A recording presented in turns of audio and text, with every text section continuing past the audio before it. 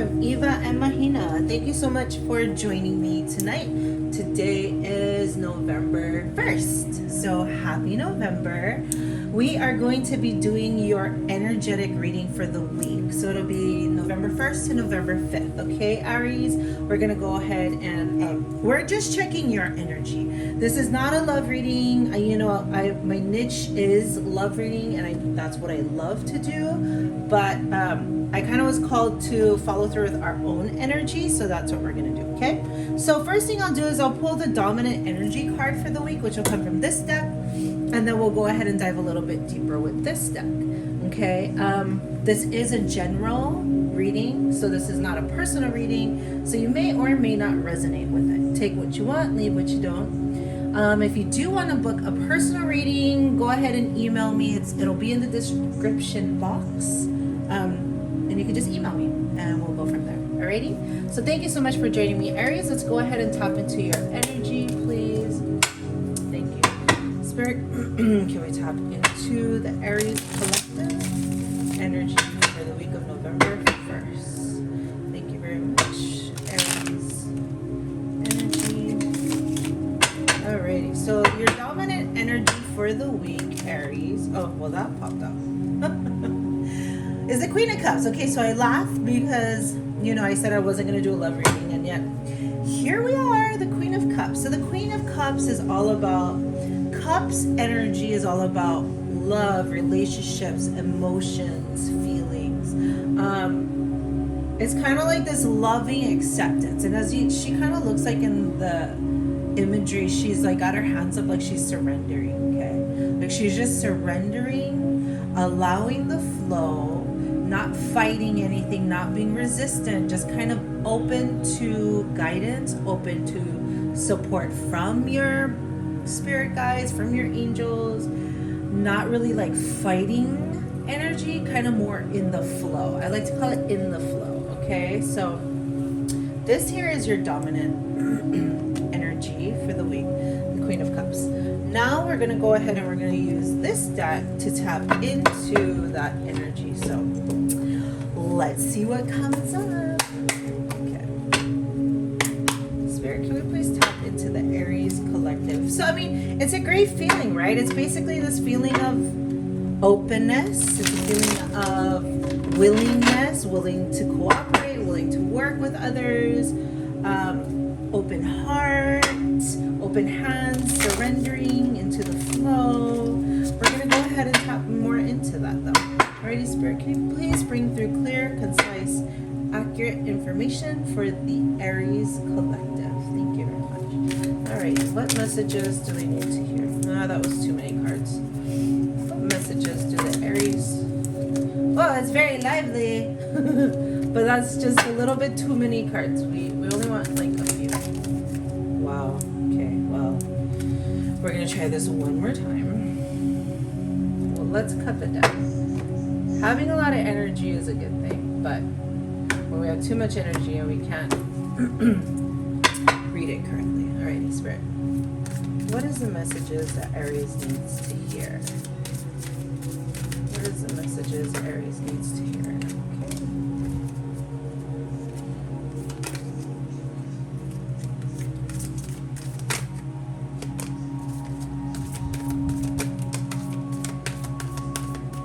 We'll take one more card.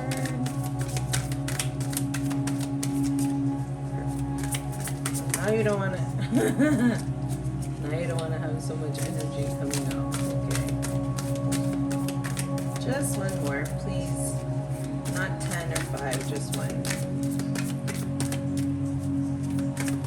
Okay, perfect. Interesting.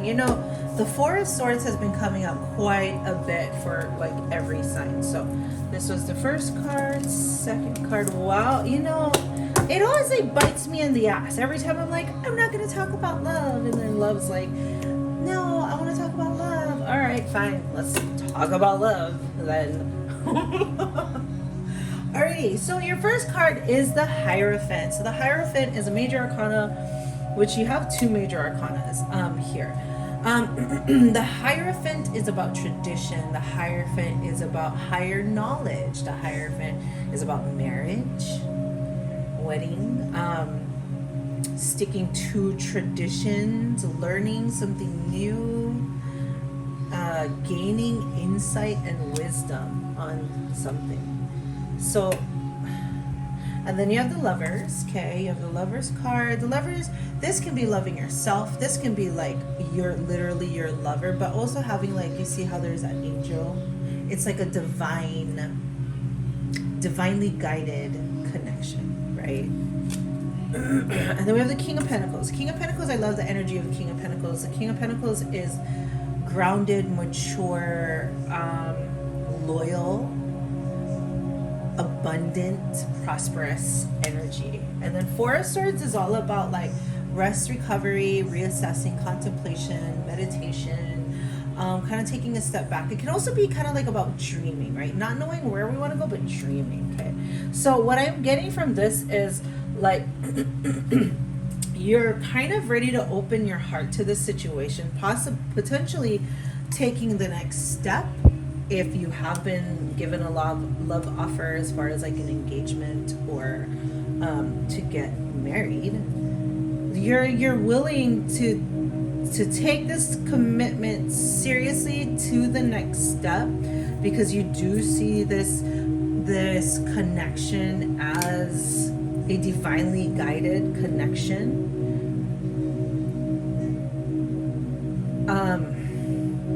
Because you do see this person as someone that's very loyal. Now remember, tarot cards are gender neutral, so it could be man or woman. Even though this is the King of Pentacles, it's all about the energy that the card embodies, right? So whether you're a man or a woman watching this, you see a future with your person because you see the loyalty that they bring. You see the stability, the seriousness, like like a solid offer. Like this is a solid person. They make sure their money is right. They're stable. They're secure. They're not wishy-washy. They're very like they're firm about who they are, what they offer, the value they have within themselves, and the value that they bring to you and to this relationship. And so what I'm getting from this, Aries, is that you're actually, whatever this relationship is, you're willing to open your heart, right? To not resist this connection so much, to not fight it. Like the last Aries reading, right, from last week, there was like a lot of bullheaded and a lot of fighting and like attacking your partner and kind of feeling like on the offense, right? Of being attacked. So that was last week's reading, and this week it's like a turn of events. So granted, take this as it resonates, but whether you guys have kind of worked through your conflict, you're currently in this stage of like seeing the future with them, potentially seeing them as a partner, as a marriage, as a mate for like life, husband or wife material, in this like divinely guided union between the two of you, because this person really is solid. You know what I mean? And like their offer is like, he's like offering you something, right? He's holding this pentacle, and it's like they're giving you this offer, and it's like, no, like I'm serious about the offer, which is going to lead you to contemplation. So this period of contemplation really is just kind of you allowing this dream to happen, getting clear on what you want to happen. It's gaining clarity. Okay, the Four of Swords energy is all about gaining clarity. So it's like now you're dropping your resistance. You're open to this connection. You're seeing the future of it, the value of this person, and you're super open. But you're taking that time to get clear. Okay, the Four of Swords energy is all about getting clear on what it is you really desire and what you really want to be happy. Let's go ahead and start clarifying a little bit of these cards. Spirit, can you please clarify? Let's start with the Hierophant. Please clarify the Hierophant card. Can you please clarify the Hierophant? Oh, okay. Can we please clarify the Lover's card? Loving it. Can you please clarify the King of Pentacles? King of Pentacles, please. Okay. And then can we please clarify the Four of Swords? Four of Swords, yeah. Four of Swords is very similar to the Hermit energy. Can we please clarify the Four of Swords? Interesting. I got it. We got a little bit more clarity. Okay, so this messages is coming in quick. Eight of Wands is all like quick moving energy. So it's kind of like there's this turn of events where like whatever conflicts you guys had, you kind of worked it out. And now it's kind of like taking this direction kind of fast.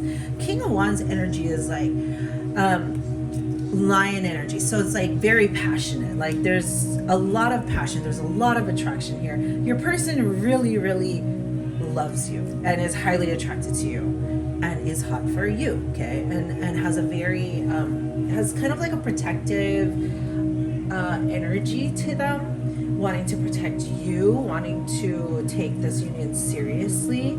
Okay. And they are a solid offer. But guess what? You have a little bit of your walls up. Okay, you've been hurt before, so you got like some of your walls up, but you don't want to lose this connection. You're willing to like fight other people for it. You're willing, like you obviously don't want to let them go, but you still have to like take your time to like meditate on it or like contemplate it, which is what the hermit mode is. Like just like how it looks like in the picture, right? She's kind of like sitting alone, becoming illuminated, right? Within this time of being alone and rest and calm, she's like getting clarity, she's feeling empowered, she's getting really clear. You see how like peaceful she looks and the light is shining behind her? It's like she's connecting to her own light. And within this period, you realize the Seven of Swords energy, you have a hard time trusting. That is why you're in the, like, literally you have like all green lights. It's like green light, you could your heart is open, you can see yourself marrying this person. There's a lot of attraction here. You obviously both love each other. He's a solid person. You don't want to lose him. Remember, it's he or she. You're willing to fight for your position, and you got to think about it because you don't trust. You have trust issues. So whether those trust issues is because of something they've done or because of whatever previous experiences you've had, like definitely take your time and work your shit out, because that is your shit. So if it is because they did something to you that you couldn't trust, like voice that to them, communicate it to them so that you guys can work it out. The only way you can solve anything is by communicating. So nobody can read minds, okay? We have to communicate ourselves to other people, especially when we're in a relationship. So like, yeah, definitely, take your hermit mode, take your contemplation time, but then this is going to come up and you have to like voice it and be like, listen, I have a little bit of trust issues, or, I've been hurt before and trust is a main thing. And this is something I'm concerned about. Like, you have to talk about the things you do not want to talk about.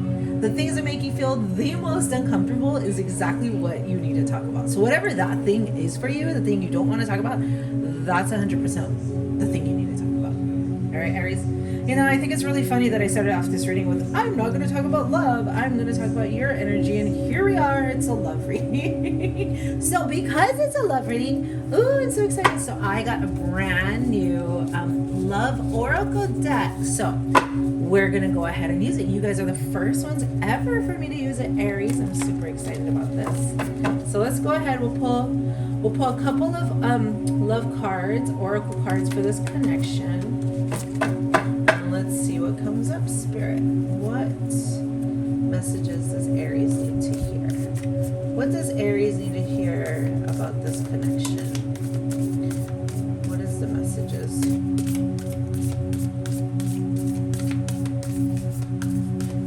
They're heart-shaped, so they're actually like super awkward to hold and shuffle. So I gotta like find my place holding them, because yeah, that's just a little too much. Well, that's one. All right. When you pass from this world, you take nothing with you but your soul and the memories you have shared with those you love. So what I get from this card is that the only thing that really matters is love. When we die, we do not take our material possessions. We do not take our houses. We do not take our cash. We do not take our money. We do not take any of that. the only thing we take is love. So what that means is it's like, make sure you're keeping in perspective what really matters to you.